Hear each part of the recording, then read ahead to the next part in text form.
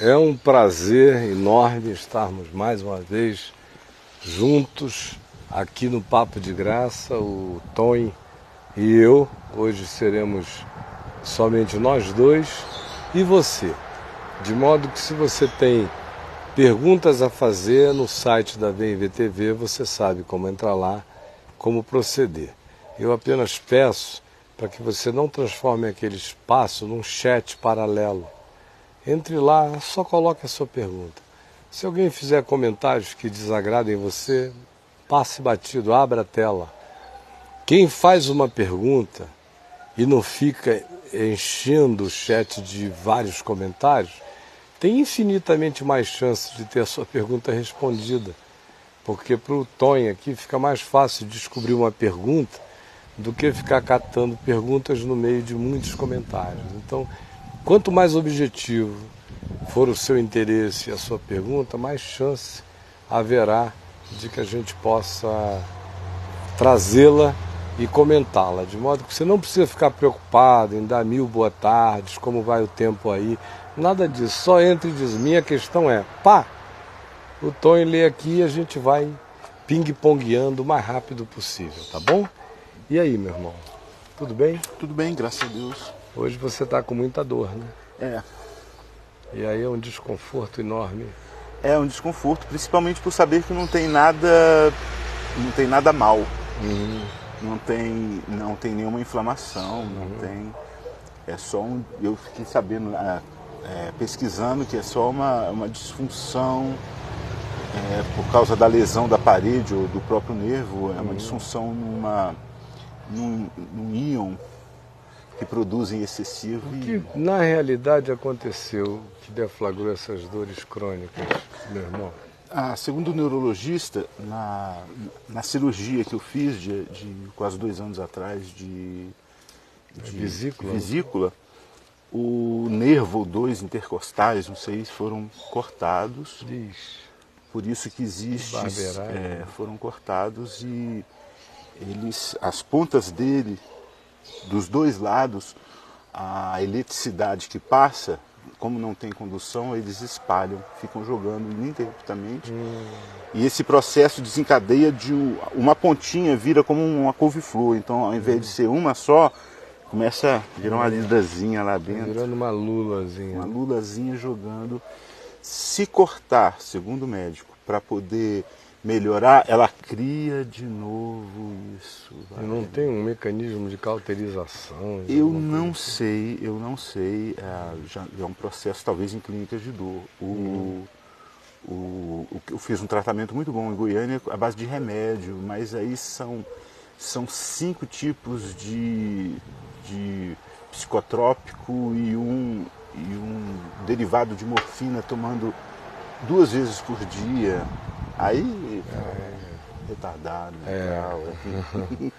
Mas você encontrou um material aí que anuncia a cura para isso? A Veja lançou uma reportagem essa semana muito legal, que uma criança Foi na Índia? Foi na Índia, no Paquistão.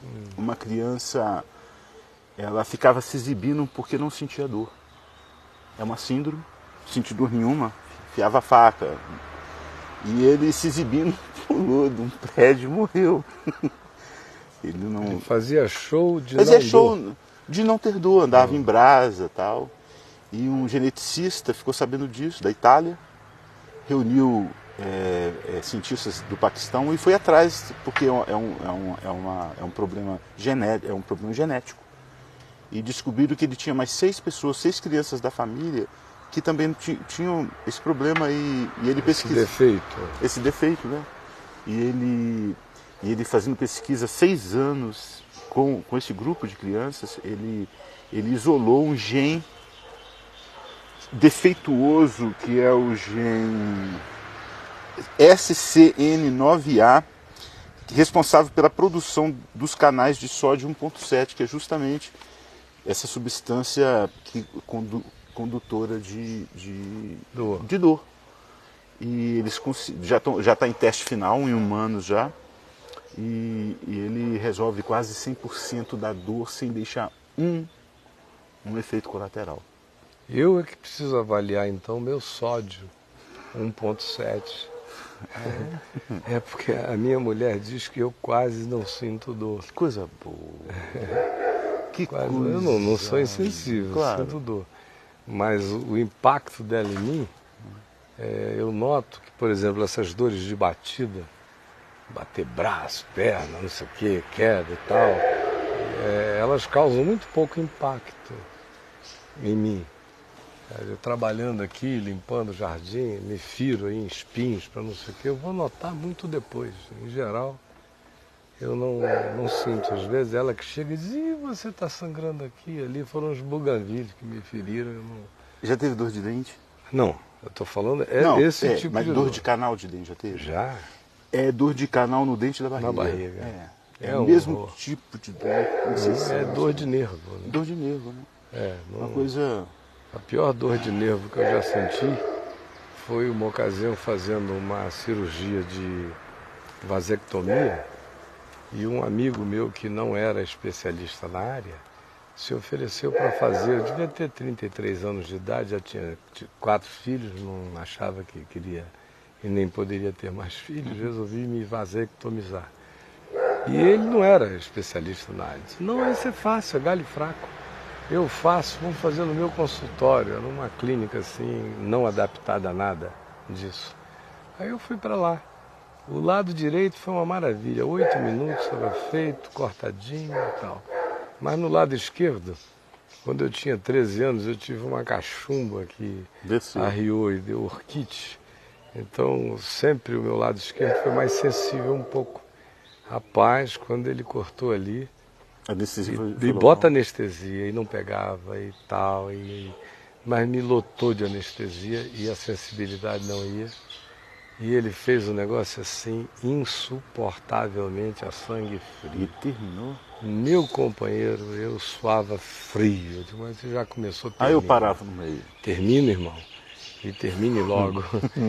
Assim isso? mesmo a brincadeira durou 40 minutos. Era nervo puro, numa região hipervascularizada, sensível e tudo mais, né? Era cada choque de te mandar para Andrômeda. Pior do que quando no dentista o cara erra e entra com um canal lá, pá, que é horrível. Agora, eu durmo no dentista. Eu vou, fazem canal, fazem tudo. Eu costumo segurar a mão, se for moço, então não consegue sair. Homem não consegue. Eu durmo de roncar. E às vezes o meu dentista, Dr. Valdemir, lá no Rio, um irmão muito amado, e a doutora Eliane, e a clínica deles tem especialistas em cada canto. Às vezes ele vai e diz, olha, vá primeiro naquele, volte naquele, tudo no mesmo corredor. No fim eu dou a amarrada final aqui. Eu venho dormindo de lá para cá. 40 minutos no eu durmo, aí eles me acordam, pastor, tá na hora de ir pro outro banco. Aí eu vou assim mesmo, eu entro no outro, bah. Para mim é um sonífero. Se mexerem na minha cabeça, se pegarem em mim, pode ser o dentista, o barbeiro, qualquer um, eu durmo. Assim, eu já estou preparado para dormir. É igual entrar em avião. Eu entro em avião, não consigo ler 3 páginas de uma revista hoje em dia. Aquele barulhinho das turbinas, 40 anos quase viajando, eu me condicionei a dormir para sobreviver, né? Se eu não dormisse no avião, né? Não dormia em lugar nenhum. Então, o condicionamento permanece. Eu entro ali, ainda está taxiando, eu já fui. Eu vi a viagem que eu fiz com você. Você não acordou nem o pouso. Eu tive que fazer isso. Eu vou embora, meu irmão. Já estou assim, me auto-hipnotizo. E aí? O que tem de ontem e o que os irmãos estão perguntando hoje? O que tem de ontem? O Leonel, ele inclusive postou isso no Orkut, né? Seria interessante o programa inteiro, algo sobre o movimento chamado gospel no Brasil, onde vemos engano, soberba, idolatria e muitos outros males expostos, mas mesmo quem vê finge que não é com ele e deixa passar batido tudo isso. Bom, eu sugeriria ao Leonel que ele fosse no site, escrevesse música ou música gospel, e ele vai encontrar um monte de falas e alusões minhas a isto. Desculpa, tem que, se alguém puder falar pro Elmo, que eles estão reclamando do som, que está muito baixo, e que aquela parada que ele me ensinou aqui, não tô conseguindo ver. Ah, Que é? ele falou. Ele deve estar te ouvindo lá dentro. Tá ouvindo aí, Elmo? O som tá baixo e o Fonseca não tá conseguindo. Já foi aumentado? Melhorou aí, gente? Só dei um ok no caso do som ter melhorado para todo mundo aí, tá? Agora você fala um pouquinho mais alto. Tá. Geralmente você fala baixo. Quando você está Alguém falou que eu preciso de um botão para aumentar a voz, que eu vou abaixando. Vai baixando, é verdade. Eu já te disse isso. Já? Mas tem mais gente também. Quanto mais empolgado ele fica, mais ele vai baixando, ele vai baixando, ele vai baixando. É porque eu sou empolgado, eu falo alto, a Rosane abaixa o volume. Não é nesse sentido, me desculpe, a Rosane, não acredito. Não, claro, nela, não, mas a gente... Então, a pergunta do Leonel era sobre música gospel e eu disse para ele ir ao site, escrever lá em busca a palavra gospel ou música, que você vai encontrar uma quantidade enorme de alusões a isso. Agora, entre aqui no site da VEM TV, vá lá no canal Especiais, que é o mesmo canal onde estão aqueles vídeos Caio Conta Tudo 1 e 2. Vá no Conta Tudo 2, porque há quase 1 hora de fala minha sobre música gospel. E eu dificilmente vou dizer aqui as mesmas coisas que já estão ditas no site e ditas aqui na VEM TV, no canal especial Caio Conta Tudo número 2. Está cheio de alusões minhas, francas, claras, explícitas, sobre a chamada música gospel. Então, Leonel, me ajude, se ajude, dê uma chegada lá e todo mundo que tem interesse, faça a mesma coisa. E a gente não precisa repetir os mesmos conteúdos que já estão gravados e disponíveis para todo mundo. O que mais, meu mano? Os irmãos ainda estão perguntando aqui qual o tema de hoje, ninguém ainda... Não, hoje é tema livre, cada um faça a sua própria pergunta, não é? Pastor Caio mora em Los Angeles e gostaria de saber... Não. Se é uma pergunta, não tem nada. Se tem uma estação do caminho lá, a gente vê... Em Los Angeles? Em Los Angeles. Escreva para chico@caiofabio.com, que ele vai dizer a você, ou então entre no blog do caminho, e você tem a lista de todas as estações do caminho. Ou se você quiser, escreva aí nos Estados Unidos para joel@caiofabio.com. Ele é o mentor do Caminho da Graça na Flórida e o supervisor do Caminho da Graça em todos os Estados Unidos, de modo que você pode escrever ou para o Chico ou para o Joel, o final é sempre o mesmo, @caiofabio.com, ou vá no blog do Caminho e você fica sabendo. Agora, se não há aí perto de você e você deseja iniciar uma iniciativa do Caminho da Graça, o caminho é o mesmo, fale com eles ou então escreva para Marcelo Quintela, que é o supervisor do Caminho Nações. Marcelo Quintela, do jeito que se fala, se escreve, marceloquintela@caiofabio.com, e ele vai dar as instruções que você ou tantos quantos têm o mesmo interesse precisem, tá bom? E aí, mano? O Paulo pergunta, não dá tempo. O pessoal conversa tanto que eu não consigo voltar. Pois é, aquela minha coisa para não conversarem, só fazerem perguntas que fica mais fácil para você, né? Caio, por favor, comente sobre os temperamentos. Deixa eu tentar aqui. Sobre os temperamentos do ser humano e seus pontos fortes e fracos. Ele deve estar querendo que eu fale sobre colérico, melancólico, sanguíneo e esse tipo de coisa assim, fleumático, e que é uma coisa furada, né? Isso é uma invençãozinha psicológica que os evangélicos adotaram na década de 60 nos Estados Unidos. Aí o Tim LaHaye escreveu um livro, Temperamentos Controlados pelo Espírito, que era uma coisa baseada no colérico, sanguíneo, melancólico e fleumático. Eu li esse livro. Só que isso é uma furada danada. Isso aí é um horóscopo de personalidade. E que tem uma hipersimplificação. Então é claro que existem pessoas com alguns traços de personalidade melancólica, com traços de personalidade mais fleumática, com traços de personalidade mais sanguínea, mais pusilânime e com traços de personalidade colérica. Agora, não existe ninguém que seja 100% colérico, 100% melancólico, 100% nada disso. A alma, em geral, tem doses desses elementos nela. Nem tampouco esses elementos são fixos. Existem pessoas que desenvolvem fases de melancolia, mas que não são necessariamente traços atávicos e intrínsecos da personalidade. Às vezes são traços de um tempo. Na hora que você chega e diz você é melancólico, você gera um karma.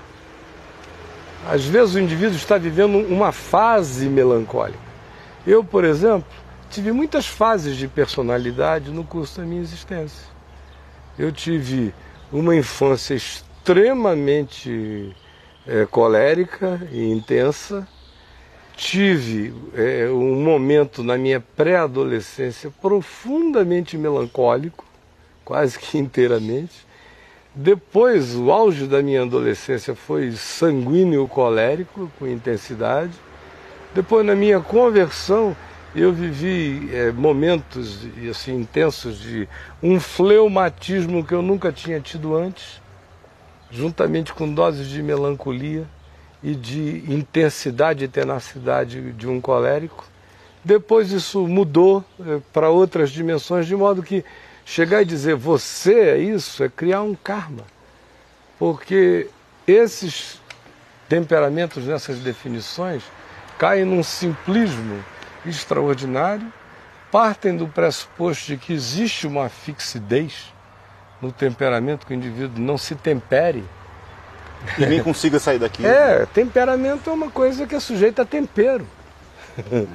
E não a intempéries, não, né? Ele muda também, ele altera-se conforme seguranças ou inseguranças, fases, épocas, tempos, perdas, conquistas, isto e aquilo. De modo que fazer essa afirmação gerar uma fixidez que não corresponde à realidade, é transformar uma definição simplista numa coisa que teria o poder de caber em todo ser humano, e mais do que isso, se transforma num karma de personalidade, quando todos nós somos altamente mutantes. Para o bem e para o mal. Para o bem e para o mal, depende do tempo, depende da época, depende do que se esteja vivendo, do entendimento que se tem alcançado, da maturidade que o indivíduo possa experimentar, né? De modo que eu sugeriria que você lesse meu site.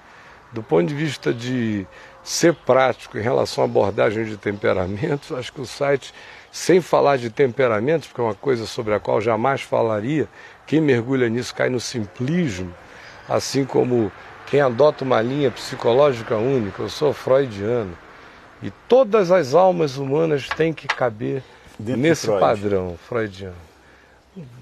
Está laborando em erro. Existe um percentual enorme de seres humanos para os quais a linha de abordagem freudiana tem uma correspondência significativa do ponto de vista da arquitetura psíquica que se vai encontrar no indivíduo. Em outros não. Em outras linhas, outras abordagens são extremamente mais úteis, práticas e até pragmáticas no resultado que alcança, né? E sobre isso eu também já tenho falado, tanto no site quanto aqui mesmo. Outro dia nós falamos longamente. Está gravado na VMVTV, no On Demand. E isso que você está falando me lembrou a música do Antônio Carlos Jocafe. É uma música que fala assim, errei, mas quero uma chance para recomeçar. Dizem que pau que nasce torto, morre torto. Eu não sou pau, posso me regenerar. Puxa, se alguém diz para mim, você é um melancólico, autodestrutivo, e vai ser assim. Pô, o cara nunca vai sair dessa. No máximo que uma pessoa pode dizer a outra, ninguém pode dizer você é. Só Deus diz você é. O que a gente pode dizer é você está. Você está. Hoje, nessa fase da vida, nesse momento da sua existência, o traço preponderante da sua personalidade é melancólico. E não deixar nisso apenas. Tem-se que procurar as causas da melancolia, sejam elas de natureza intrínseca ou sejam elas de natureza circunstancial. As intrínsecas não são karmas para melancolizar a vida do indivíduo para sempre. Esse próprio traço praticamente inerente está sob a possibilidade de mudança também, de alteração. O cérebro muda, a personalidade se desenvolve, tudo num ser humano pode crescer. Essa história de Gabriela Cravo e Canela é que não dá, né? Eu nasci assim, vou viver assim, vou morrer assim. Gabriela, sempre Gabriela. E tá aí o homem vivendo inferno. Aí, pelo amor de Deus, o Evangelho não tem sempre Gabriela. Se alguém está em Cristo é uma nova criatura, não é uma eterna Gabriela. Né? As coisas velhas já passaram, eis que tudo se fez novo. Existe chance para que o colérico, raivoso Paulo se transforme num ser tenaz e amoroso. E não é nem a condição de eu sou um homem assim, mas eu sou controlado pelo Espírito. Não. O Espírito nos muda. E claro, meu pai, para mim, é um dos maiores exemplos disso. Poucas vezes eu encontrei um homem mais pão, queijo. Eu dou uma boiada para não entrar numa briga, mas se eu entrar, não me ofereçam nem 10 boiadas que eu não saio. E eu não tinha medo de nada, pegava qualquer um, ele com aquela muleta na mão, e botar muito cara para correr. 3 ao mesmo tempo, já ancião, quase. Não, isso 4 meses antes de morrer, mas não foi força dele, foram os anjos que estavam atrás, né? Mas eu estou falando no tempo da carne. Ah, tá, da carne. Não, Então, poxa, quando o Espírito Santo entrou nele, ele não teve mais que fazer força para nada. A mudança foi tão radical que ele teria que fazer força para aquilo que antes era natural. Porque a obra foi tão profunda, o trabalho de Deus tão profundo, que ele virou e se tornou um homem essencialmente manso e controlado. Agora, nem por causa disso ele perdeu o backbone dele, a rigidez. Não é? O cara ia matá-lo, mas ia saber, olhando no olho dele, que estava matando um homem que não tinha um pingo de medo dele. Nem um segundo. Mas que não estava disposto a matar ninguém, nem para defender a sua vida. O J. Palácios fala aqui o seguinte, então, Gálatas 5:22 está fora? Não, claro que não, está dentro. Não é domínio próprio, não é fruto do Espírito. Só que fruto é fruto. Não é esforço do Espírito o fruto. Diferente, né? É totalmente diferente.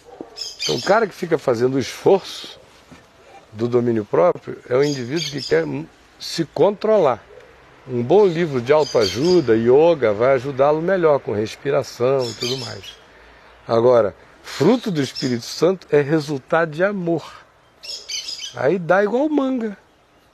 Você não precisa ficar na manivela, na mangueira. Então ela brota no devido tempo, na devida hora, no momento. Isso vai aparecendo. Paz, você não fica. Paz. Fique cheio do Espírito Santo, comece a amar as pessoas e confiar no amor de Deus, que você vai ver que tudo é natural. É simples assim. Se ficar cheio do Espírito, confiando no amor de Deus e decidindo amar as pessoas com amor que não é romance, é decisão, é atitude, isso vai virando natural. No início a gente tem até muitos repentes do tal do velho homem, que dá as suas brotadas de vez em quando. Mas depois que o software da graça vai rodando, o difícil é sair disso e optar por outros meios e outros modos, porque o que é mais natural passa a ser a mansidão, a tranquilidade e a segurança. Porque, de fato, o fruto do Espírito, que é fruto do amor, é fruto de segurança. Porque onde há amor, existe segurança. Quanto mais alguém ame, mais seguro essa pessoa será. Quanto menos uma pessoa ame, mais insegura ela será. Ainda que ela expresse a insegurança dela com valentia, ódio, dominação, controle, poder. Mas é tudo sintoma de insegurança. Não é causado por excesso de segurança. É causado por falta de segurança. O indivíduo sadiamente seguro, e alguém só é sadiamente seguro no amor, esse indivíduo não sente essas outras necessidades de se provar, de se impor, de dizer, vamos ver quem tem o maior, quem é que tem aquilo mais roxo, quem é que pode mais, quem é que não sei o quê. Isso tudo é doença da insegurança. O indivíduo que se conhece, quem tem amor e ama, vai se autoconhecendo. Quanto mais o indivíduo se autoconheça no amor de Deus, mais ele confia no amor de Deus, mais ele se satisfaz no amor de Deus por ser quem é, e mais ele se alegra, porque mesmo sabendo que ele ainda não é quem ele pode ser, ele está a caminho de se tornar, todos os dias. Isso tira todo o medo do coração dele. Tira a inveja, a comparação, a insegurança, tira medo da morte, que é uma fobia pulsante, incessante na gente, que faz a gente desviar o caminho. Por causa do medo de morrer, que o cara fica com essa pressa desesperada. Se eu não pegar 20 mulheres antes dos 18 anos de idade, eu estou atrasado em relação à conta, porque eu deveria casar com 20 e tanto, depois disso vai acabar essa história. Tudo isso é a fobia da morte. Se eu não atingir até a idade tal, isso, eu estou fora do cronograma. Cronograma de quem? Da fobia da morte, da contagem regressiva. Da contagem dele, que nem sabe quando vai Da ser. contagem regressiva. Então tudo é baseado na contagem regressiva, o que gera uma insegurança e que coloca o indivíduo em descaminhos o tempo todo, porque ele já não usa mais a razão, ele já não pondera mais se isso aqui é importante mesmo. Está no cronograma. No cronograma, aos 26 anos, você tem que ter isso aqui. Então, aos 26 anos, ele tem que chegar lá. Agora, a sociedade grita que ele tem que alcançar esse cronograma por referências de mercado. Mas a própria sociedade não sabe que ela estabelece esses cronogramas baseado na contagem regressiva que é estabelecida pela fobia da morte. Então a fobia da morte está na base de quase todos esses descaminhos e das inseguranças essenciais que a gente tem. Voltando então ao assunto. Esse domínio próprio, que precisa desse autocontrole todo, do grito do homem contra si mesmo o dia inteiro, ainda é a luta do indivíduo, do animal ganhando consciência, da consciência querendo bater no animal. O animal ainda muito vivo, muito intenso, muito fresco e juvenil, muito potro nas suas vontades e caprichos. Na hora que o amor de Deus vai tomando conta, e ele toma conta quando você começa a confiar em Deus, no amor dele, está tudo feito e pago, você descansa. Aí o amor de Deus vai se assentando em você. Vai se assentando em você, vai te pacificando. Vai gerando aquela alegria que o amor de Cristo gera, aquele constrangimento de alegria. E esse constrangimento de alegria desenvolve o fruto do Espírito em nós. É a emulação do fruto do Espírito na gente.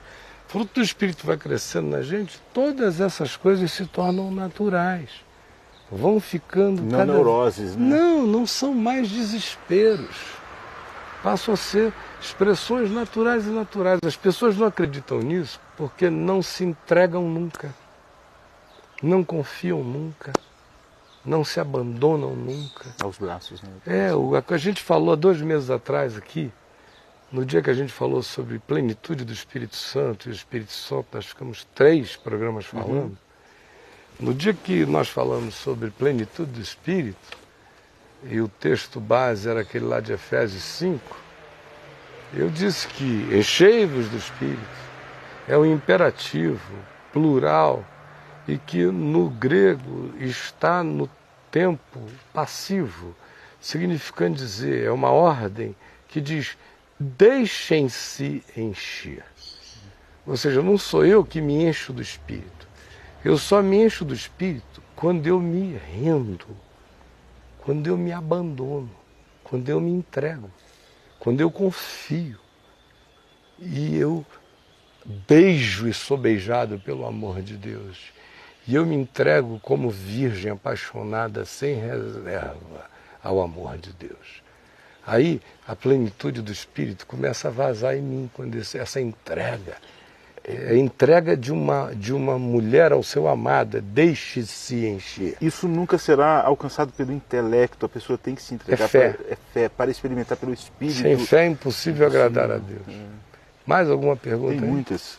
Esse mesmo Palácios, J. Palácios, ele pergunta: por que tem estação do caminho que canta músicas seculares durante os cultos? Porque no caminho da graça não existe isso. Nem música secular, nem música gospel. Só existe música. Se a música for boa, gostosa, a gente canta. Se não for, pode ser feita pelo anjo Gabriel. Tá legal, não foi bonita. Então, estou exagerando, né? O Gabriel tem bom gosto. Mas então, Palácios, é fácil saber. Entre no site e leia, meu mano amado. Escreva lá música gospel, música, tudo isso está dito há anos lá. Isso é coisa tão simples no caminho da graça que não existe nem essa discussão. Agora, se você vem aqui em Brasília, a cada 2, 3 meses se canta uma música secular, não é verdade? É porque parece que... Não tem ambiente quase. Não, parece que a única música que se canta uma vez no mês ou a cada 2 meses fica mais importante do que as 100 que se cantou no período. Então não faz nem sentido. Ninguém canta lá na boca da garrafa, não tem, só se canta música que tem conteúdo. Claro. Se tiver conteúdo, vira um hino. Como no dia que você cantou Imagine lá. Não cantou porque eu estava afim de ouvir Imagine. O melhor eu ouço do Lennon em casa. É claro. É que eu ia pregar em Apocalipse 21 e não tem nenhuma música evangélica ou católica ou cristã que pareça mais com Apocalipse 21 do que Imagine, do John Lennon.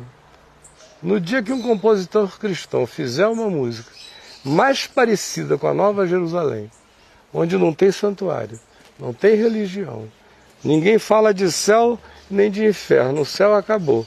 O inferno vai ser jogado no lago de fogo e mergulhando em extinção. E todos os homens reconciliados com Deus.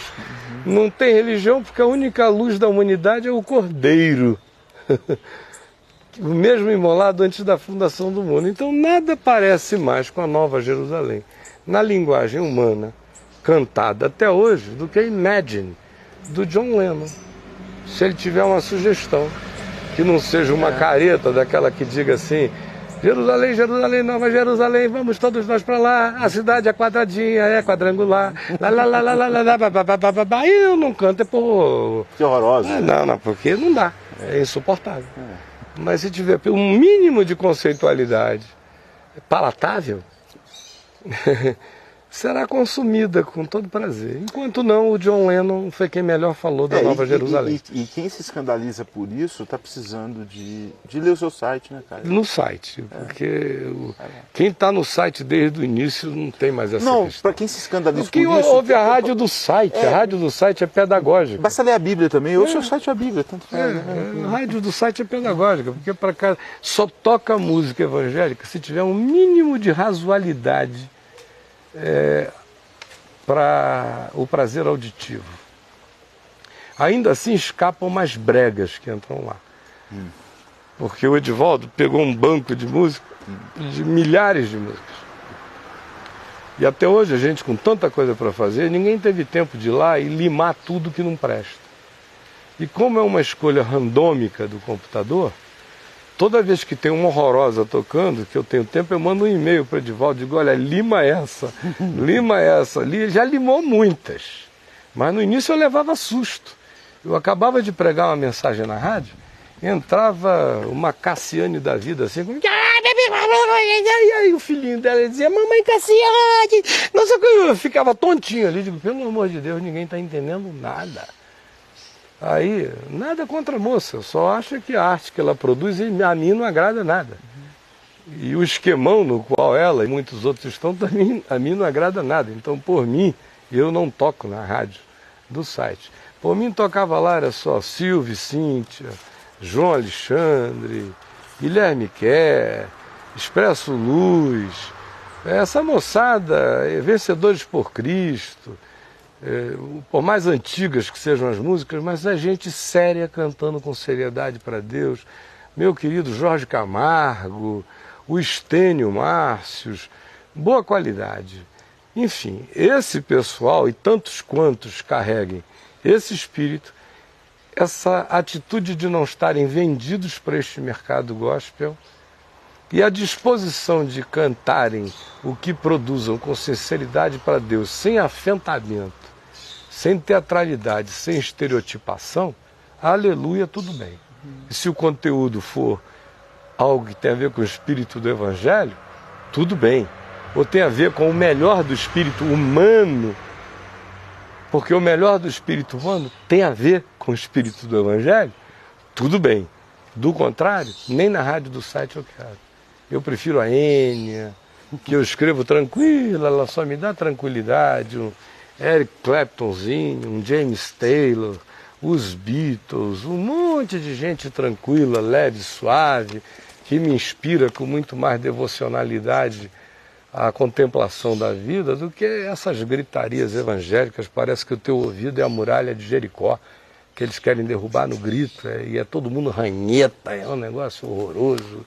Para não falar em como são, em como vivem, em como se venderam, em como tudo virou um grande circo e palhaçada. Deviam todos cantar com aquele nariz de bola vermelha, aquele de palhaço. E aí, alguma coisa mais? Tem coisas diversas, né? Vânia pergunta, Caio, tem fé e dom da fé? Como diz lá em 1 Coríntios, deve você estar se referindo a 1 Coríntios 11 ou 12? Tem dom da fé. Os minuciosos tentam fazer essa distinção, porque Paulo diz em 1 Coríntios, a um é dada a fé. Ao mesmo tempo em que em 1 Coríntios também 13, ele diz, ainda que eu tenha fé. E ainda que em Hebreus, no capítulo 4, se diga que sem fé é impossível agradar a Deus. Ora, se você parte de Hebreus 4, a fé é um pré-requisito para qualquer coisa. Ninguém agrada a Deus sem fé. Sem fé, impossível, né? Então toda fé é dom de Deus. Primeira coisa é essa. Ninguém tem uma fé sua, para depois receber uma outra fé que é um dom de Deus. Assim como ninguém tem um talento natural que seja seu. Que não tenha sido recebido. Claro, a menos que o cara tenha feito o seu próprio genoma antes de nascer.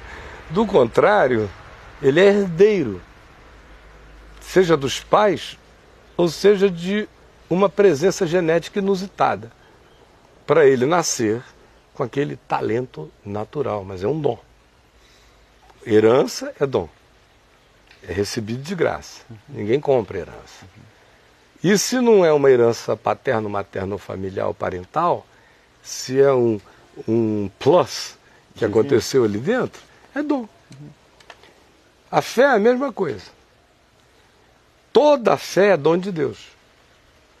Assim como todo arrependimento é dom de Deus. Arrependimento é virtude. E eu sou um ser desvirtuoso.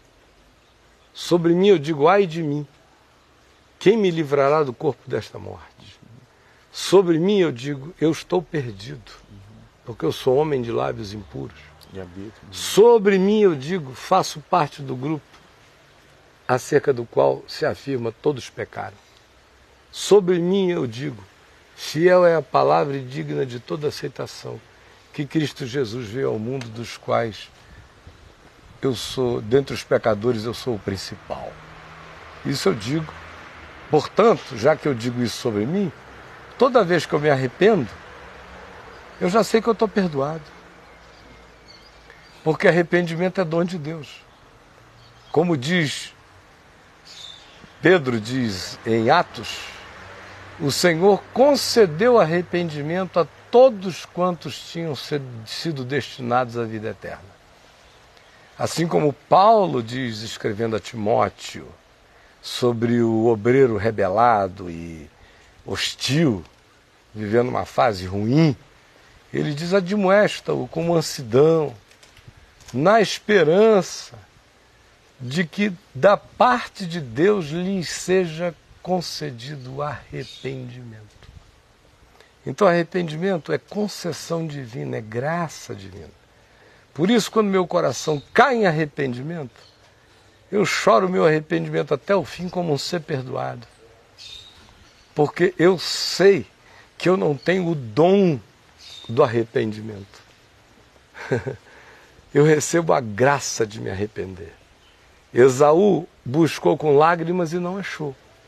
Gozado, cara, aqui. Arrependimento é dom de Deus. Assim como fé é dom de Deus. Então, se alguém crê, não precisa dizer, Senhor, eu estou crendo, manda agora da fé da tua parte, porque da minha eu já contribuí. Eu quero responder a pergunta dela, se tem diferença entre fé e dom de fé. Então, toda fé é dom de Deus. Seja para crer na primeira coisa possível, é dom de Deus.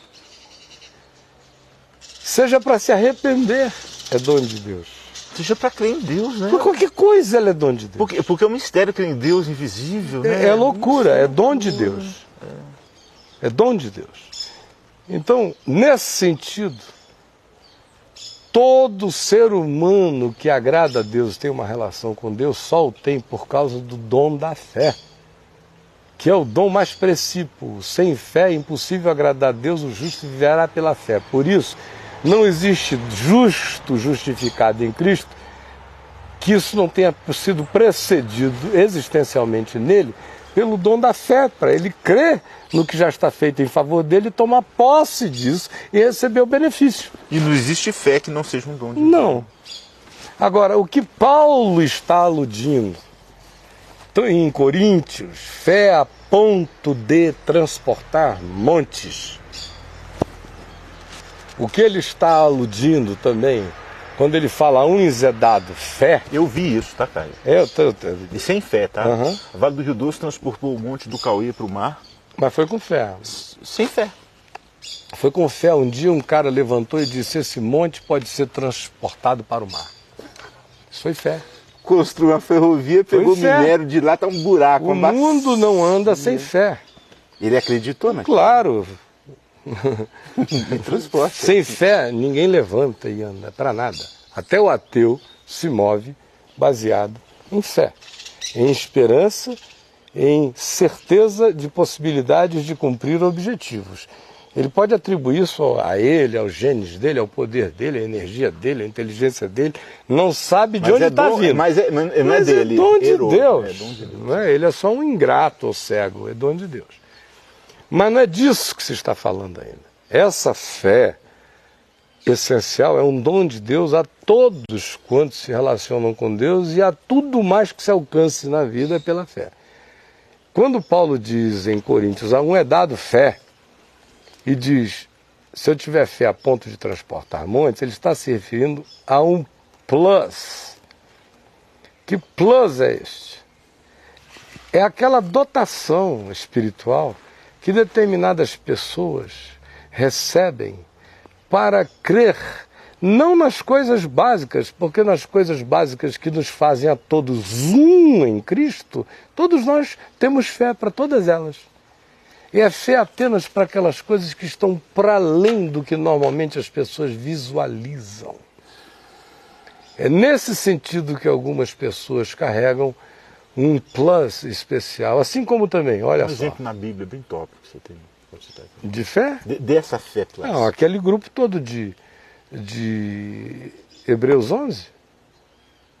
Não é? Pela fé, Abraão, pela fé, aquela moçada... Aquela fé é o plus. Aquela moçada toda teve fé que os justificou em Deus, teve fé que os pacificou, teve a fé que todos nós temos para tudo quanto é promessa do Evangelho para nós. Mas tiveram também fé para o absurdo, para enfrentar coisas que a maioria das pessoas de fé apenas se encolhem num canto, se ajoelham e dizem, Senhor, me salva. Como entregar os filhos aos leões. Né? E existem alguns outros que se levantam e dizem, Senhor, eu estou indo encarar. Então, no mínimo, quem está em Cristo tem aquela fé que olha e diz, Senhor, eu estou escondido embaixo dessa cama, pedindo misericórdia a ti que me salve, tu és a minha esperança. Mas não tenho a coragem de ir abrir a porta, pular no meio da praça e chamar o mundo inteiro para o enfrentamento. Esse aí é aquele plus, que não está em todo mundo, mas pode alcançar todo mundo. Todos podem receber. Pode. Tiago manda pedir essa fé. Se você tem dúvida, peça a Deus, que a todos dá com liberalidade, dará a fé para que você não titubeie mais. Essa fé tem que ser objeto de oração. Senhor, me assim enche como Jesus de ensinou, fé. O Pai dará o Espírito Santo a todos que lhe pedirem. Então eu acho que está respondido Tá, e vamos adiante. Tá uma bênção. Tem umas perguntas boas aqui. Não sei se... Jordan Nilson. Quais os teólogos e filósofos do passado e do presente que mais contribuíram para a sua formação teológica? Do passado? E do presente. Do passado fica difícil você dizer, porque eu li esse pessoal todo e os primeiros 20 anos de vida eu li muito, né? Li tudo que tinha de Platão, li o que se escreveu sobre Sócrates, eu li o que os epicureus pensavam, o que os saduceus pensavam, li as mais variáveis linhas de gnosticismo. Com o passar do tempo, o cristianismo deu uma matada na filosofia, né? Ele absorveu noções filosóficas, algumas platônicas, algumas gnósticas e, na maior parte das vezes, metodologias filosóficas de natureza aristotélica. Aí é só depois da Reforma Protestante que vem grandes movimentos, de novo, filosóficos, de filósofos expressivos, tanto anticristãos como filósofos cristãos. Desse pessoal aí, tem muitos que eu acho sensíveis, bonitos, belos, interessantes, mas me impressionaram um pouco, me afetaram um pouco. Eu comecei a ser mais afetado do ponto de vista da minha consciência pessoal, não pelos filósofos que eu li como dever de casa, como instrução cultural acerca do pensamento universal. Eu comecei a ser muito mais afetado por aqueles filósofos cristãos que tinham compromisso radical com o Evangelho. Dificilmente eu conseguirei ser impressionado por uma pessoa sem muito compromisso, sem compromisso radical com o Evangelho. Por exemplo, no meio filosófico, mais recente, de 300 anos para cá, o cara que do ponto de vista dos cristãos é um dos mais anticristãos, foi um dos que mais contribuiu comigo, foi Nietzsche. Com o anticristo, o Deus que morre, com tudo que procede dele, assim dizia Zaratustra, tudo que eu li dele, eu li muito do Nietzsche durante anos e anos e anos. Cada coisa que ele dizia contra o Evangelho me gerava uma alegria enorme, porque, número um, eu via o que ele, coitado, não tinha conseguido perceber por todos os condicionamentos psicológicos, pelas dores intensas e crônicas e incessantes que ele sofria, pelos traumas religiosos que ele teve, pelo meio ambiente religioso bruxo que o cercava, por todas as coisas. Isso releva muitas coisas. Um cara perdoado. Agora, tudo que ele disse sobre o cristianismo era verdade.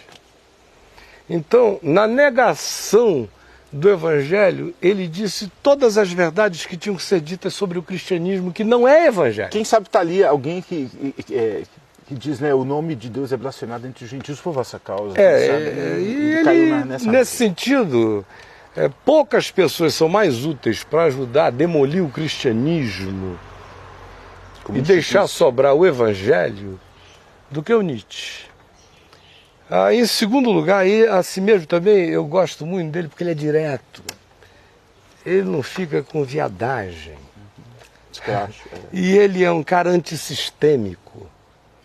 Ele tem um poder corrosivo, destrutivo, implosivo. E eu acho que a única maneira de você lidar com a filosofia é com mecanismos de implosão. A boa filosofia tem que deixar apenas um resíduo quando chocada com a implosão, porque o resto é baboseira. E o Nietzsche tinha essa capacidade.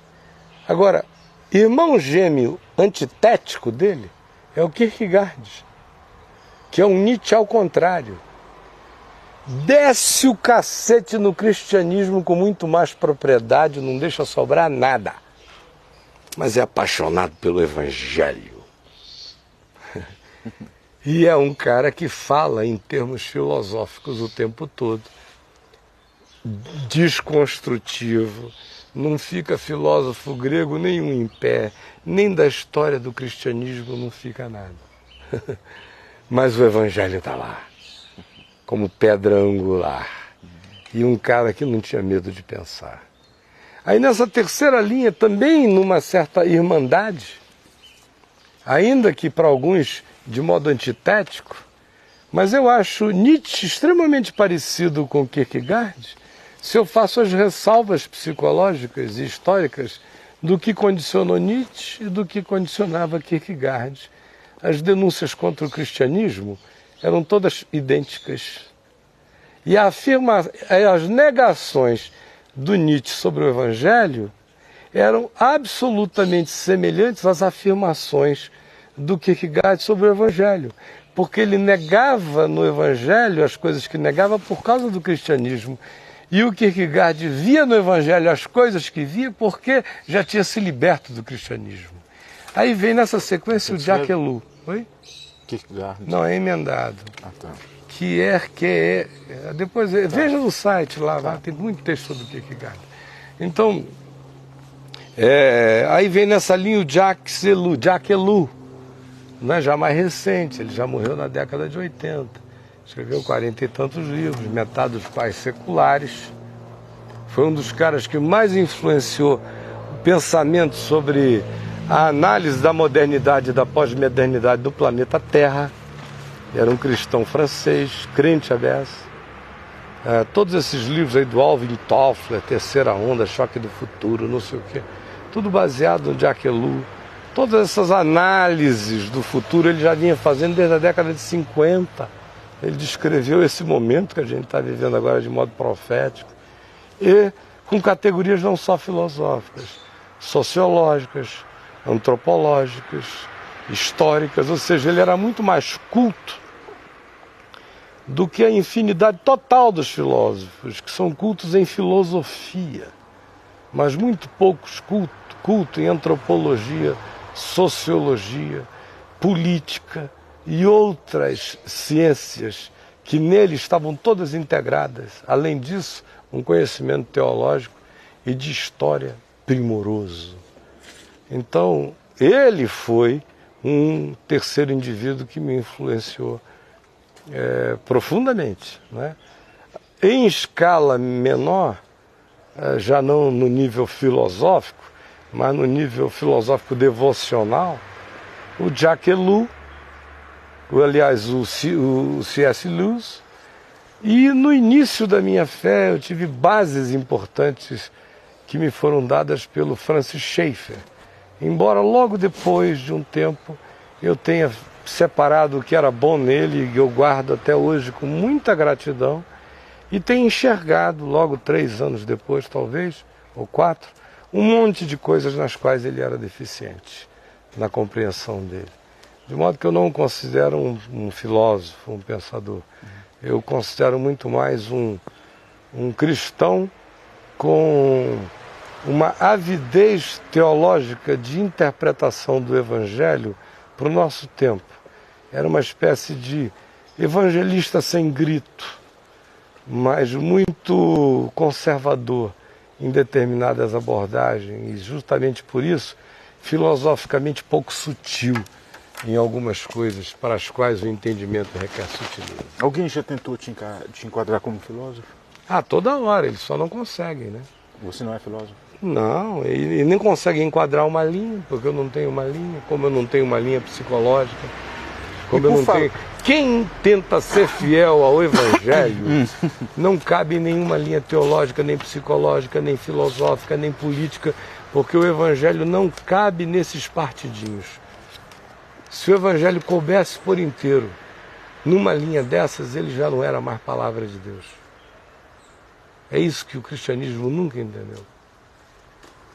Esses instrumentos são tão parciais, são tão circunstanciais, são tão diminutivos, são tão tópicos. Por mais sistêmicos que eles sejam, o sistema deles é tão estreito, não acompanha a largueza, e nem mais do que isso.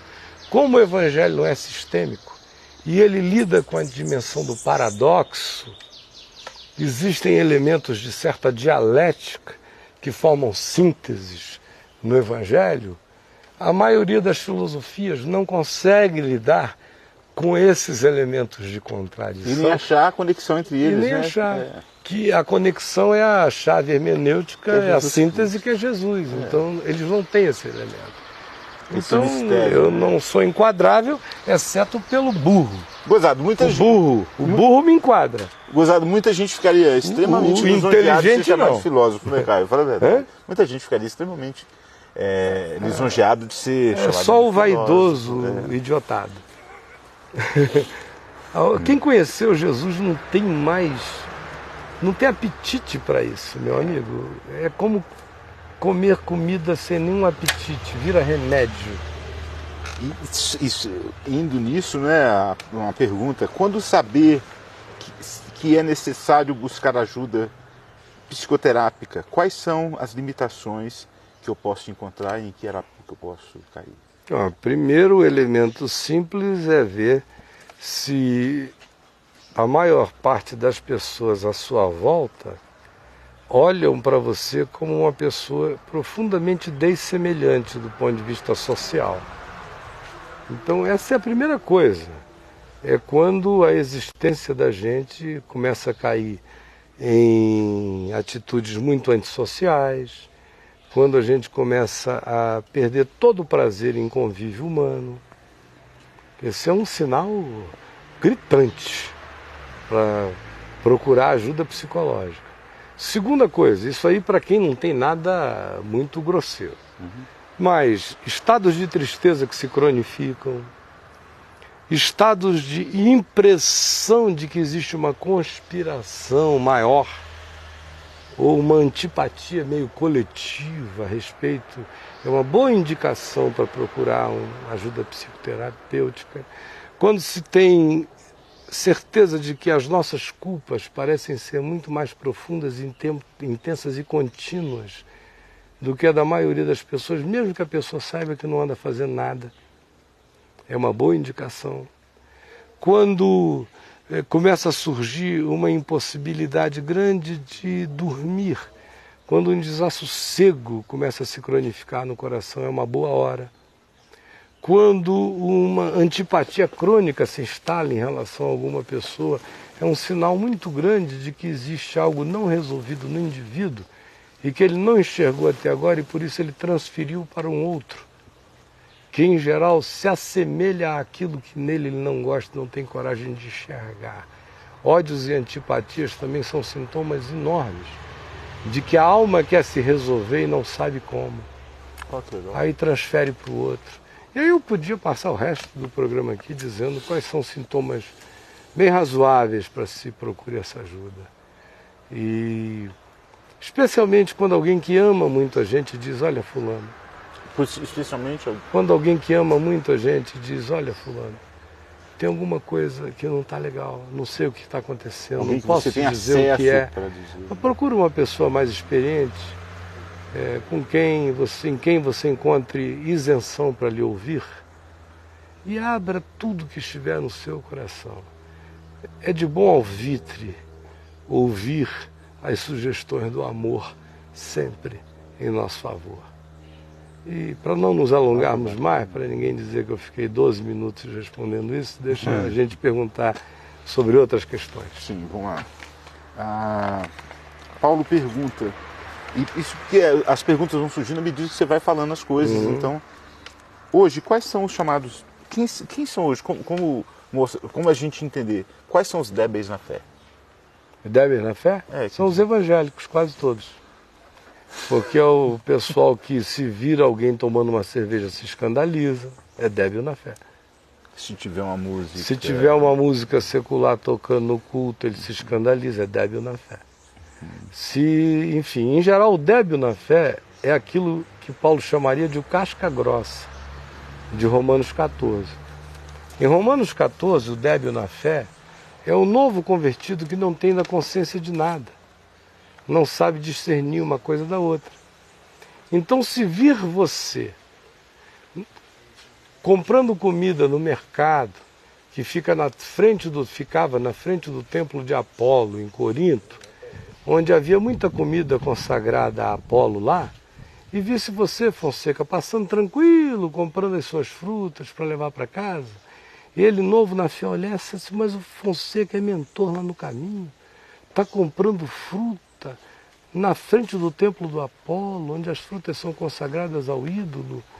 O Fonseca mantém ainda aquela fezinha pagã. Se ele mantém e ele é mentor do caminho, então também posso manter. Para que essa radicalidade toda? É o que Paulo fala em 1 Coríntios 8. E aí ele, porque você que já é mais maduro, que sabe que aquela comida pode estar dedicada à conchinchina, não tem valor nenhum, tudo pertence a Deus para você. Apolo nunca criou uma pera, nem uma maçã, nem um espinho na vida, tudo é de Deus. E você está dando graças a Deus, ó Senhor, que maçã linda, oh, que delicioso isso aqui, eu vou levar essa comida, oh, que carne fresca, obrigado Jesus. Ele não sabe que você já está nessa. E aí Paulo diz, esse é o débil na fé, esse cara que fica escandalizado, até que você o ensine que todas as coisas são iguais para quem está em Cristo, que tudo é santificado pela ação de graça. Então, o débil na fé é um indivíduo que tem razão histórica, cronológica e de tempo para ainda ser débil na fé, porque ele acabou de chegar, ele não sabe. Mas se todos Agora, os débeis na fé na igreja evangélica é tudo um bando de casca grossa. São uns seres que escaparam à queda dos meteoros no Golfo do México, da era Jurássica. São umas tartarugas jurássicas enormes, com uma casca com essa espessura de grossa, não é? Que tem mais é que levar pão e ser jogado em alto mar para ver se converte, mas que se escandalizam com tudo.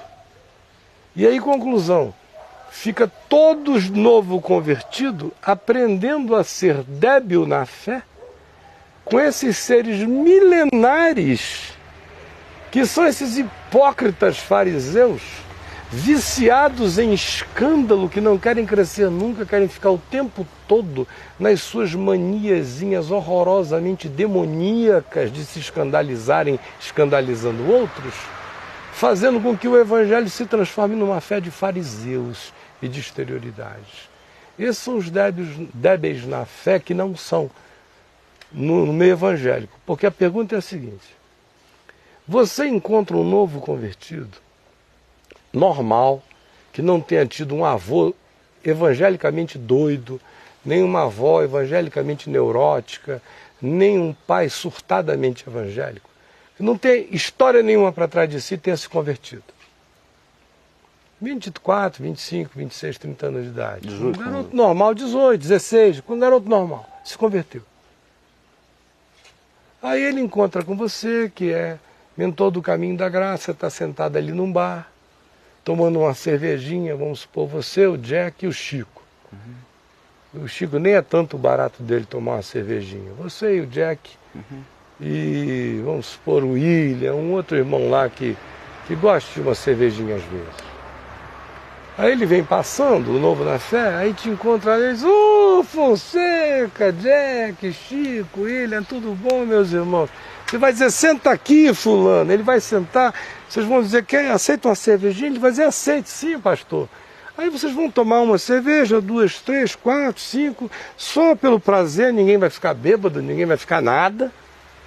vão levantar dali, ele vai te encontrar domingo no caminho. Ô, pastor, paz, você vai pregar lá na frente, para ele não vai acontecer nada, não aconteceu nada, nada. Porque para ele isso não é um problema. Só será um problema se ele for para uma igreja de maluco, que vão chegar para ele e dizer, olha, daqui para frente, você não beba nunca mais, isso aqui é do diabo. Tanto faz uma gota, um copo, uma garrafa, um barril, é tudo do diabo, é veneno de Satanás. É começar a dar essas ideias para ele, aí ele virou evangélico, aí ele te conheceu e gostou de ti. Nesse dia ele até sentou na mesa e tomou uma cervejinha contigo e levantou e foi embora, estava feliz. Aí ele começou a namorar uma garota careta de uma igreja lá qualquer, dessas levitas de Deus, e aí levou ele para lá. Atrás de uns contornos femininos, o cara vai para qualquer lugar. Aí ele chega lá, não está gostando muito, mas está gostando da menina, o negócio está legal. Para ficar com aquele tesouro de grande valor, ele compra aquele campo e aguenta o negócio lá, fica lá. Aí começa a receber doutrinação. Um ano depois ele está doutrinado. Aí ele encontra você, o Jack, o William, o Chico, no mesmo lugar. Aí ele passa, aí chega e te diz assim, a paz do Senhor, pastor, mas aquela paz do Senhor que já traz juízo. Né? A paz do Senhor, meus irmãos. Aí você vai dizer, ô fulana, quanto tempo? Senta aqui, aceita uma cervejinha. Não, muito obrigado. Deus te abençoe, paz. Estou orando por vocês, irmãos. Deus os guarde, tchau. Pronto, virou um fariseu, virou um débil na fé. Quando ele era recém-convertido, ele não era tão débil na fé quanto ele se tornou depois de doutrinado pelos fariseus. Então, débil na fé do ponto de vista do Novo Testamento é um. Débil na fé do ponto de vista da minha interpretação histórica do que existe à volta é outra coisa. Os débeis na fé do Novo Testamento são infinitamente menos débeis na fé do que os débeis na fé dos evangélicos. De hoje. Porque os evangélicos, os débeis na fé da vida, só se escandalizam com maldade evangélica ou com insensatez total evangélica. Agora, os evangélicos que se tornaram débeis na fé se escandalizam por qualquer naturalidade da vida. O que os torna esses seres horrorosos e feiosos, inadequados à vida e ao mundo. E eu podia falar muito mais, mas eu agora só falo pouco. Pronto. Quem quiser saber mais, leia o site. Pronto. Escreva lá, Débil na Fé. Tem tudo. E rolou, durante isso aqui, rolou um questionamento sobre sangue. Aí tem uma pergunta que eu achei muito engraçada, por ser muito direta. Caio, você come frango ao molho pardo? Como? Tartaruga ao molho pardo? Como qualquer coisa ao molho pardo. Boi ao molho pardo? Qualquer coisa ao molho pardo. Tá bom. Aquela recomendação de Atos dos Apóstolos, capítulo 15, que Tiago mandou para os presbíteros de Jerusalém, através de Paulo Barnabé, para ser lida nas igrejas dos gentios, que incluía aquela listinha, era a lista de Jerusalém. Era a concessão de Paulo à consciência de Jerusalém, que era uma consciência judaica, cristã, de um pessoal que sempre ficou meio híbrido. Lá no site eu falo muito sobre isso. Um pessoal que sempre ficou híbrido. Então, uma concessão de Paulo a uns irmãos que, dado ao tempo decorrido, já deviam estar lá na frente e não estavam.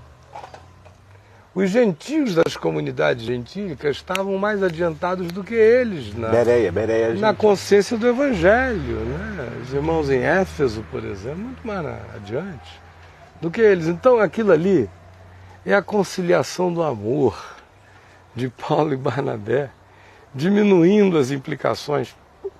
Eles disseram, é melhor a gente aceitar essas condições, não tem nada de mal nisso, do que a gente não tratar disso agora e daqui a pouco os nossos irmãozinhos que nós estamos ganhando para Jesus entre os gentios, entre as nações da terra, virem a ser horrorosamente oprimidos por eles, porque pelo menos assim, para a fofoca, para a confusão, para o intervencionismo, para a suspeição. Aí ele pegou aquela lista que se abstenham das relações sexuais ilícitas, claro, não é? Da carne de animais sufocados e do sangue e da idolatria. Então, idolatria e relações sexuais ilícitas, tudo bem. Carne de animais sufocados é porque era um agravo total para os judeus comer-se a carne de um animal que não tivesse tido sangue derramado, de acordo com as leis levíticas. E o sangue também, por causa do Levítico, a sua vida está no sangue, não é? E agora, do ponto de vista da graça de Deus, do espírito do Evangelho, do significado de Jesus, aquilo ali ainda era uma concessão de Paulo ao primário de Jerusalém. Eles não tinham ido nem para o grupo secundário ainda da compreensão. É uma misericórdia. E também que não se esqueçam dos pobres. O que é um absurdo. Paulo vivia fazendo isso, mas tá bom. E ele ainda diz o que eu também me esforcei por nunca deixar de fazer. Para o pessoal não ter argumento. Mas, quando eu me converti, o meu paizinho, ele não comia molho pardo. Ele que adorava um sarapatel de tartaruga, porque na minha terra, tartaruga sem sarapatel é heresia. Peraí, então quando você disse tartaruga molho pardo, você não estava brincando, existe tartaruga molho pardo? É, sarapatel de tartaruga. Tá. É feito de sangue. É bom, nunca comi tartaruga? É uma delícia, é maravilhoso. Tartaruga pelo amor de Deus. Então... Hoje é crime ambiental, né? Não, depende de como você pega. Hoje em dia tem criador de tartaruga em Manaus, você compra, leva e come. Uma maravilha. Toda vez que eu estou lá, sempre tem algum amigo que me prepara uma tartaruga no casco, faz 8 pratos daquilo ali, a gente come até enquanto aguenta. Mas quando eu me converti, papai não comia. Porque ele tinha lido em Atos e ele achou que ele não deveria comer. Mas eu comecei a ler e, por exemplo, eu ficava chocado com Jesus mandando comer a carne e o sangue dele. Chamando a gente para aquele sarapatel, né? Que não era literal. Não era literal, mas a imagem literal servia de modo metafórico completamente para ilustrar o significado espiritual. Sim, claro. E a carne é verdadeira, então, comida e sangue bebido. Se a metáfora física, histórica e natural ilustra o significado espiritual, é justo crer que aquilo que é significado por essa metáfora, espiritualmente falando, ressignifica a metáfora no seu sentido. Apenas espiritual. Ou seja, claro. Dizendo existe vida no sangue. Só que não como uma proibição, mas como uma graça de salvação. Existe vida no sangue como uma graça de salvação. A pergunta que viria para Jesus era a seguinte: um testemunha de Jeová num hospital, se negando a doar sangue, ou receber sangue de alguém, porque é proibido, a vida está no sangue e eles cumprem essa lei até o fim. É um problema para médico lidar com testemunha de Jeová em hospital quando precisa de uma transfusão, é um pega para capar. Aí está lá o cara proibindo o rapaz de receber a transfusão de sangue, o pastor, proibindo a ovelha. Jesus entra nessa sala de UTI. E Jesus chega e enfia o catéter, a agulha, com sangue no homem. Dele, do próprio. Do outro indivíduo, que está precisando de sangue. O que o pastor testemunha de Jeová, o líder, diria? Ele ia cair de cacete em cima. Jesus provavelmente iria dizer a ele: seu hipócrita, tem aqui um homem morrendo. Você vai deixá-lo morrer ou você vai tirá-lo do buraco? O que é mais importante? O sangue que corre na veia do homem? Ou o homem cujas veias o sangue corre? Porque foi a pergunta que ele fez. O que é mais importante? É o templo? Ou é o homem? É o sábado? Ou é o homem? É o sangue que existe por causa do homem? Ou o homem por causa do sangue? Então o princípio é o mesmo. O espírito é o mesmo. Depois que eu entendi que esse é o espírito, eu entendi que todos os alimentos são santificados pela ação de graças. Todos. Não diz todos menos o sangue. da galinha, do boi, da ovelha. Então, todos os alimentos. Sangue é alimento. É o alimento mais vital que a gente tem. É um tecido. Se a gente não come e o que a gente come não vira também sangue, a gente morre. Até porque é impossível tirar todo o sangue da carne. Claro. Nós comemos sangue quando Então, comemos sangue é alimento também. Então, quando isso ficou mais claro do que o sol para mim, eu comuniquei ao meu paizinho: papai, desculpe, mas com toda gratidão a Jesus eu vou voltar a comer o meu sarapatel. E ele falou: a consciência é sua, eu respeito. Que bacana, né? E alguns anos depois ele estava comendo sarapatel também, mas comeu sarapatel até morrer. Como eu já disse aqui, houve muitas coisas em que ele mudou e eu fui atrás. Mas houve uma maioriazinha nas quais eu, até por ser jovem, tinha ousadias para outras coisas e que ele ponderou e pessoalmente depois veio atrás. Outra pergunta? Tem. Foi assunto nosso ontem, não sei. E não sei se você quer dar mais uma palavra. Nós só temos 10 minutos. Tá. Como explicar para um espírita à luz do Evangelho que aquilo não é sessão que houve lá do... Acho que você falou isso. Eu já falei aqui há 3 meses atrás. Não, eu estou falando da transfiguração. Pois é, falei há 3 meses atrás. Agora, se você quiser, vá lá no site, quem fez a pergunta, escreva transfiguração, onde eu falo lá sobre a transfiguração, se era ou não era uma sessão espírita, ou escreva a palavra sessão ou a palavra espírita, e você vai achar o que eu digo. Agora, se desejarem falar deste assunto com mais amplitude, e em 5 a 8 minutos não vai caber, eu sugeriria que na segunda-feira a questão fosse renovada, logo no início do programa, então, e eu terei prazer em gastar uns 15 minutinhos falando a respeito. Mas minha recomendação mais especial é que a mesma pessoa, todas quantas tenham esse interesse, entrem aí, já estão no site da Vem Ver TV, cheguem aqui nesse cantinho, aonde está o... Deixa eu minimizar as tuas perguntas aqui. Nesse cantinho. Aqui eu venho. Aqui, ó, especiais. Aqui, a câmera aqui para poder...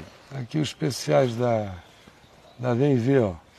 Especiais tem tudo aqui, ó. Papo de graça. Não, aqui é aquele negócio do Caio conta tudo. São papo de graça, aqui. Espera só um pouquinho, deixa ele... não. Ele está aqui, o jovem está vindo ali, mas ele não vai conseguir enxergar aqui. Eu vi lá em casa, dá para ver. É muito pequenininho. Mas aqui está aqui, ó. Não, ainda está nos especiais, deixa eu mudar para papo de graça. Está conectado isso aqui? Tá, mudou agora. Aqui em Papo de Graça tem tudo isso, inclusive aquele dia em que nós falamos um programa inteiro sobre espiritismo, espiritualismo. Tem 3 programas nessa sequência. Então, quero pedir a você, meu mano amado, que está fazendo essa pergunta, para, por favor... Moisés, dá uma entradinha lá, Moisés, querido, e dê uma olhada, por favor, porque está respondido aqui. Se sobrar alguma pergunta depois de tudo que você lê no site e vir no Papo de Graça, no On Demand, aí me formule mais perguntas que eu terei prazer em responder na segunda-feira que vem, tá bom? 5 minutos. Alexandra, Caio, na teologia relacional, onde cabe o Evangelho? Não cabe bem, né? E ao mesmo tempo cabe, porque Deus, sinceramente, não está preocupado com a teologia relacional. Deus tem misericórdia da teologia relacional. Assim como ele tem misericórdia da teologia dogmática dos protestantes, como ele tem misericórdia da teologia sistemática dos protestantes, como ele tem misericórdia das dogmáticas católicas, porque tudo isso é um grande besterol. E entre elas a relacional. Então, se Deus fosse levar a sério as nossas teologias, nós estávamos todos danados e ferrados. Graças a Deus, Deus não leva isso a sério. Deus apenas quer saber se o indivíduo da teologia da relacional continua a crer que Jesus é o único Senhor, é o único caminho de salvação, é o Cordeiro eterno imolado antes da fundação do mundo. Se ele disser sim para isso, o Senhor diz, tudo bem, O mais é paciência de Deus até o dia em que na prática o cara tiver que entender. Porque enquanto o sujeito não levou um cacete violento que o coloque na cara do absurdo, não o absurdo dos outros, sobre o absurdo dos outros a gente teologiza e filosofa. Que o absurdo dos outros. de nós mesmos. Na hora que vem o cancro mole e entra no cara, aí ou ele perde a fé, ou ele aprende na mesma hora a teologia relacional, não como a descrição, que é Deus dialogando com a humanidade, crescendo com a humanidade, a soberania relativa de Deus absorvendo, se relacionando com dons humanos, se arrependendo e crescendo com os humanos, não é? Essa é simplificadamente a ideia. Então, não nesse sentido, que é uma tolice total, mas surgirá então nesse caso uma teologia de relação com Jesus. Quando surge a teologia da intimidade com Jesus, acabam as teologias relacionais, que ficam fazendo essa viagemzinha infantil de querer entender Deus o suficiente para que ele se torne palatável para as demandas filosóficas que dizem o Deus completamente soberano é absurdo para o meu entendimento filosófico. Assim como a liberdade total do homem é impossível para a minha compreensão sociológica, histórica e psicológica. Então, tem que haver um meio termo. E no meio surge a teologia relacional, onde Deus evolui com a evolução humana e o homem evolui com a revelação divina, feita pela evolução de Deus. Simplificadissimamente. Então, essa é a grande tolicezinha. Cabe evangelho? Não. Cabe apenas o crente, sob a misericórdia de Deus, a graça de Deus. Na esperança de que ele cresça para atingir o entendimento que o faça ver o quão tolo ele tem sido enquanto se dedica e labora nessa materinha de Mobral da consciência espiritual do Evangelho. Não é? Agora, é algo que o indivíduo ou experimenta ou então brinca disso. Agora, para experimentar só tem dois caminhos. Ou a experiência de Deus mesmo nele, que vai comunicar a ele um entendimento que excede a todo entendimento, mas que, no entanto, é um entendimento. Excede ao entendimento de como o entendimento ser explicado. Mas não excede a percepção inexplicável que entra nele e que conta para ele a história inteira de um absurdo para o qual não se tem códigos para transferir a informação, mas que no coração faz sua síntese total. Ou entra na gente pela via da amizade de Deus, ou entra na gente pela via do cacete. Aí, meu amigo, quando começa a doer demais, o cara já não tem mais nem ânimo. Isso aí é porque não está doendo muito. Aí desenvolvem-se teologias, inclusive a relacional. Mas, na hora que o bicho pega, ou o cara se desrelaciona com Deus de vez, ou ele se relaciona com Deus de vez, e não há de se relacionar com Deus de vez, ele vê que está tudo explicado na fé que confia. E mais do que isso, ele começa a entender. Mesmo se alguém perguntar, ele não sabe explicar. Mesmo que ele não possa compreender. Esse que não sabe explicar para outro, não Porque tem palavras. O que se diz que se alcança um entendimento que excede o entendimento. Mas se alcança o entendimento. Que excede o entendimento. Então alcança. Então ele não consegue nem explicar. Não, mas ele sabe para si. Pois é, entendi. Tem coisa que... Sabe para si. Existem coisas que eu sei para mim que me faltam códigos humanos. Para conseguir explicar. Já tentei de todos os E olha modos. que você é verborrágico, pensa. E eu acho que sou um pouquinho mais do que verborrágico. Eu ilustro com simplicidade pensamentos difíceis de entender. Mas mesmo assim, me transcende. Porque se não me transcendesse, não excederia o entendimento. Se não excedesse o entendimento, era uma teologia. Se fosse uma teologia, era um ídolo de pensamento. Construído pelo artesão filosófico. Só isso. Acho que acabou aqui por hoje, né, Tá Tony? bom, né? Tá bom. Tá, eu gostei da participação dos irmãos, eles foram menos assodados, foram menos afoitos. Eu tive tempo pelo menos de copiar. Se eles fizerem exatamente aquilo para o que o site serve, fica mais, eu tenho tempo para fazer as perguntas. O chat serve para ouvir perguntas. e respondê-las. Não para que eles fiquem conversando paralelamente e muito menos para que uns indivíduos que às vezes são enviados por um espírito estranho, sem temor de Deus, entrem e fiquem perturbando os demais. Agora, só fica perturbado quem fica com aquele vício internetiano de ficar com o chat aberto. Eu, como não tenho isso, se eu tivesse uma pergunta a me fazer, eu abriria o chat e diria: Caio, meu nome é fulano, minha pergunta é essa. Ponto. Fecharia, E continuava ouvindo o papo. abria, botava aqui no plano aberto, tela cheia, ficava vendo bem. Ao vivo. A minha pergunta iria chegar lá. Se todo mundo que participa, ao invés de ficar falando uns com os outros, colocasse a sua pergunta e deixasse, você iria poder correr o cursor para cima e para baixo e ir vindo na ordem, a gente ia respondendo todas as perguntas. Mas você viu que eu não Mas como consigo, fica esse negócio de... Não tem pergunta que a gente ache. Então eu estou implorando, só pergunte, que a gente vai responder com todas, se for o caso. E eu estou levantando isso aqui justamente para eles verem que há uma dificuldade nossa E veja aqui, que quando né? facilitaram, andou muito melhor, né? Claro. Tonho, Meu querido. obrigado. Terça-noite você está com o Tonho e o Jerry aí no... Tom e Jack. Tonho e Jack, né? Tom e Jack, é. Quando eu sugeri esse nome, Tonho, Ficou muito foi legal. por causa do Tonho e do Jerry, Do né? Tom Tonho e Jerry. Tom e Jerry, é. Você pensa no nome. É, foi. Aí eu subi ali no quarto, meu netinho estava vendo lá um desenho animado do Tom e do Jerry. Falei, já sei, o nome do programa do muito Tom legal. e do Jack podia ser Tom e Jack. Né? ficou muito Fica legal. joia. Como aquele outro que o Jack tinha com o Daniel, era Jack and Daniels. Pois é. Que foi um nome que a gente botou aí também, a Adriana ficou e eu. muito legal. Então, vamos chamar de Jack and Daniels. Você é o Tom e o Jack. Terça-feira, às 7 horas agora? Não, é 7h30, porque fica muito apertado pro Jack chegar às 7 né? Tá legal. Então, gente boa de Deus, segunda-feira a gente está de volta. Domingo à noite, ao vivo, transmissão do La Salle, com o Edivaldo já de volta conosco. E uma notícia. No último domingo deste mês, pela primeira vez nesses 5 anos de existência do Caminho da Graça, nós vamos ter uma celebração especial de gratidão a Deus e de alegria com os irmãos por esses 5 anos de existência do Caminho aqui em Brasília e daqui no país inteiro e já em vários lugares do mundo.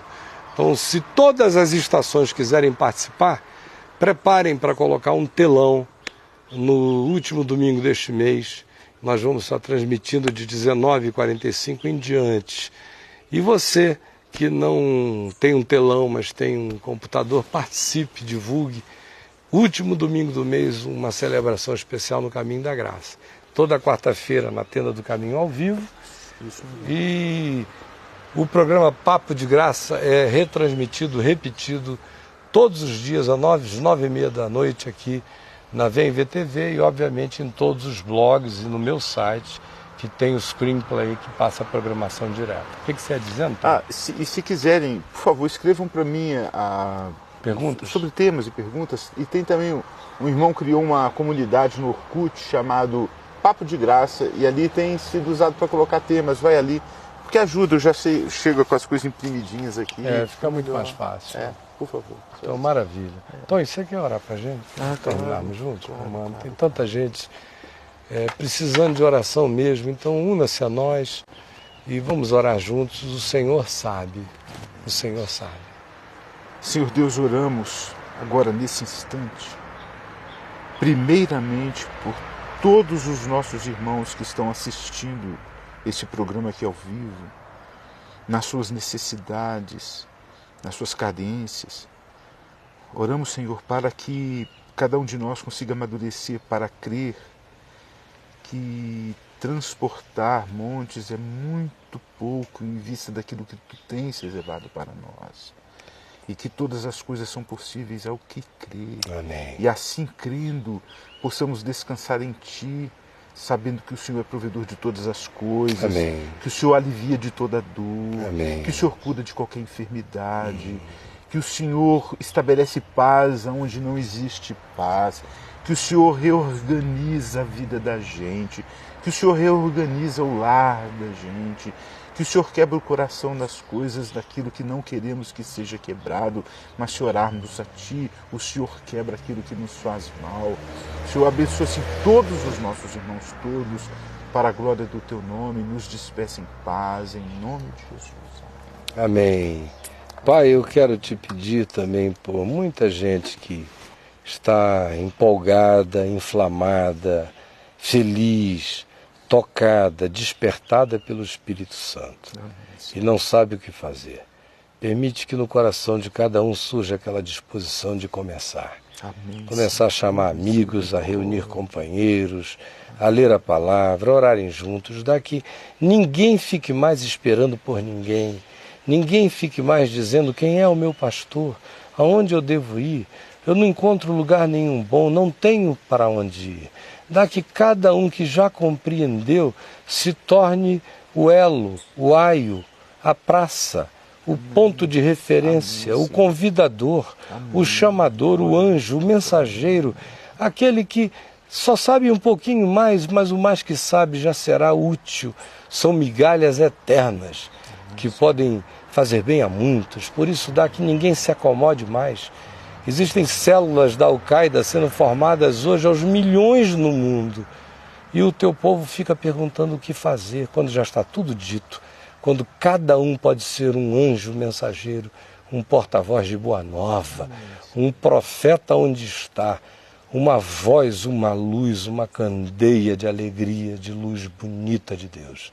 Em nome de Jesus eu peço que o teu Espírito provoque isso no coração de muitos. Em nome de Jesus. Amém. Amém. Amém. Amém. Tony, obrigado. Eu que agradeço. Obrigado, Tiago. Obrigado, jovem. Obrigado, Kennedy. Eu não sei se o Davi está lá dentro com o Tiago, ou com o Elmo, né? O Elmo que está lá. Ele tinha ficado... que bom. Então um beijo para todos. Segunda-feira que vem. Tchau, tchau.